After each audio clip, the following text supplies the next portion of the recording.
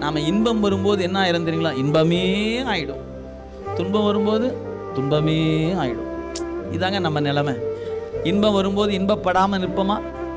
துன்பம் வரும்போது துன்பப்படாமல் நிற்போமா? நிற்க மாட்டோமே. இன்பம் வந்துச்சுன்னா தலகால் தெரியாமல் நிற்போம். துன்பம் வந்துச்சுன்னா இருக்கிற இடம் தெரியாமல் இருப்போம். எங்க அவர் இருக்கிறாரா? இங்கே தாங்க இருக்கிற. ஏயா கொஞ்சம் ஏங்க போகிறீங்க அப்படி ஒரு ஓரமாக உட்காந்துருப்போம். ஒரு வேளை நல்லா இருந்துன்னா அடுத்தவனை நிம்மதியாக இருக்க கூட மாட்டோம்ல. ஓ, நான் ஒரு ஆள் இருக்கிறேன்ல. அப்போ இன்பம் எனக்கு வருகிற பொழுது தலகால் தெரியாமல் நிற்கிறேன். அப்போ சுகத்தை நுகருகிற பொழுது சுகமே ஆகி விடுகிறேன்.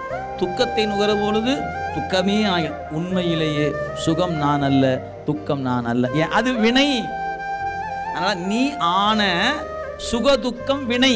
நீ ஆன, நீ அல்ல. நீ சுகம் அல்ல, நீ துக்கம் அல்ல, நீ ஆன. அப்ப நீ என்பது சுகம் அல்ல, நீ என்பது துக்கம் அல்ல. அப்ப சுகமும் துக்கமும் அதற்கு பெயர் வினை என்று பெயர்.